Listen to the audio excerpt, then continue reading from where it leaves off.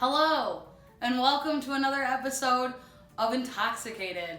I am your host, Kait Comedy.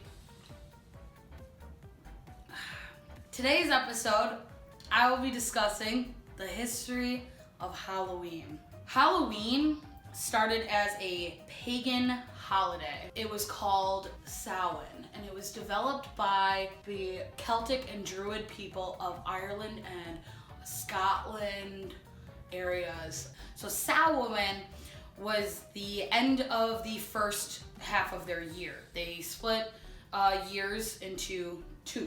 Samhain was to mark the end of the harvest season. So by doing that, they would have these huge bonfires, and sometimes they would sacrifice animals to pray to the gods to help them with another successful harvest for the next coming half of the year. It was also to indicate that it got darker at night. At this time, people were scared of the dark. Like Halloween was like a scary time. In this pagan holiday of Samhain, they believed that the veil between the living and the dead was very, very small so that people could cross back and forth. And they would say like living people would sometimes get stuck on the other side. And I was like, dude, put me in the other side. Like, I already voted, I'm good. Like, I'll just go to the other side. It's the strongest at the moon, for like moon cycles, and they believed in, the moon and the stars. Those were their gods. A special thing about this Halloween 2020, this will be a full moon on a Saturday. And it will be the first time there's been a full moon since 1974. 46 years ago. It's crazy stuff. I think a lot of crazy shit's about to happen for this Halloween. They believed that bats were very scary creatures. But that would make sense because it wasn't electricity. So the only time they would ever see bats is when they would have these bonfires, because bonfires attract insects and bats eat insects. Christianity comes into play, and they know of Samhain, and they want to get rid of all the pagans. They want them all to die because they're fucking crazy pagans. That's witchcraft. We need to kill them because witches, oh my god, witches were running rampant through Europe.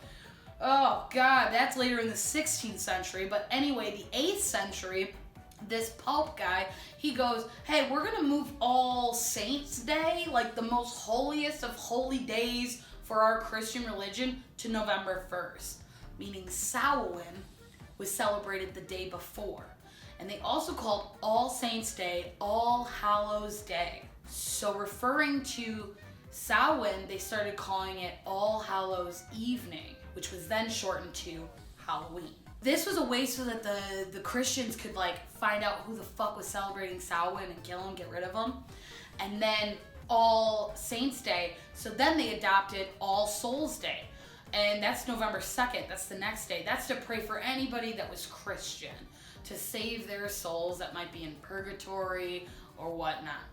That's what that was put in place, so that they could get rid of Samhain and Samhain tradition. That didn't stop the Irish, really, though. It really didn't. Because, like I said, it started over there. The Irish also have this passed down legend of the jack-o'-lantern, right? Everybody has that fucking pumpkin and shit. This is where I get mad, though, because I'm like, this can't be real. This has got to be a folklore. The guy's name was Jack McLantern. I mean, obviously it's a folklore because they're talking about the devil and... This guy, Jack McLantern, is this Irish drunk, and I'm like, who came up with this? Who came up with this fairy tale?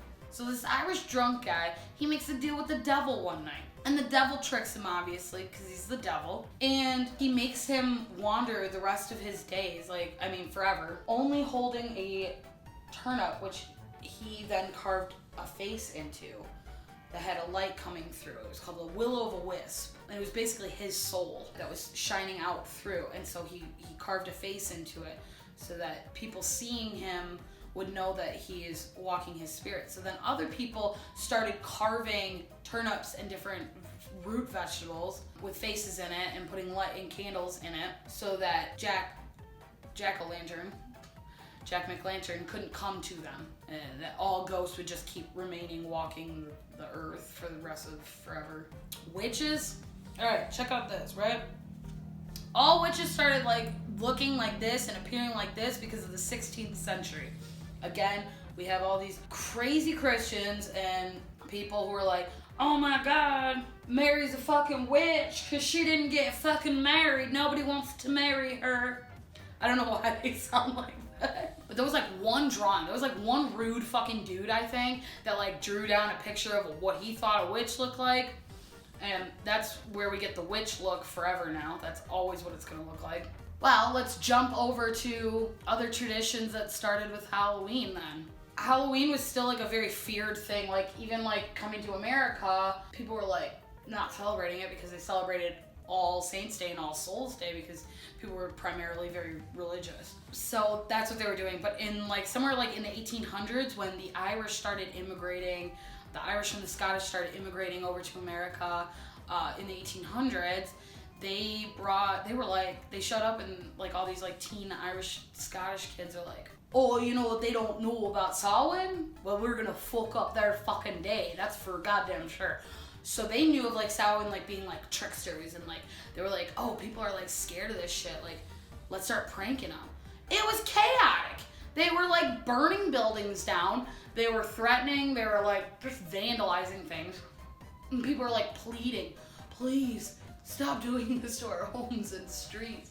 And it continued all the way up. Like it was just like a known thing that All Hallows Eve turned into just a chaotic night. And then, you know, everybody was in church the next day because, you know, God forgives you after you do all that fucking crazy ass shit, I guess. We then moved to like the early 19th century now. You know, shit's still getting fucked up by all these like kids pranking, setting shit on fire. There was this lady called Mrs. Krebs and she decided to like throw a party for the whole fucking neighborhood. She was tired of shit fucking up in her yard. Like people were vandalizing her neighborhood. She was like, I'm gonna throw them a party. So she threw every kid in the neighborhood a party on All Hallows Eve. And people fucking loved it. The kids loved it. They were like, everybody else was like, oh dude, we should do that. We should like bribe kids so that they don't fuck up our shit. That's fucking weird. It all started as a fucking bribe. So we cut back to like 1950s now. The candy companies got involved. And the candy companies are fucking ruthless, okay? The candy companies started saying, hey, we'll get the parents to bribe the kids with fucking candy. And so that's why people will say trick or treat. It's because they're like, please don't wreck my fucking house. Every house is like, we have candy. Fucking please step off. And there you have it. That's a small little mini history of Halloween. And hey, if you don't know what the fuck you want to be for Halloween this year, try this one. I'm a witch, vampire, devil. And it only took me a matter of minutes. But seriously, if you are gonna go out this Halloween, please wear a mask. Please keep safe. Social distance. Just have a good time. If you're not going out, I got some suggestions. Grab some White Claws, grab some movies, grab some popcorn, and you're in for the night. Watch some Ghost Adventures. And also, please fucking vote. Please fucking vote this year. That's it, guys. Have a great night.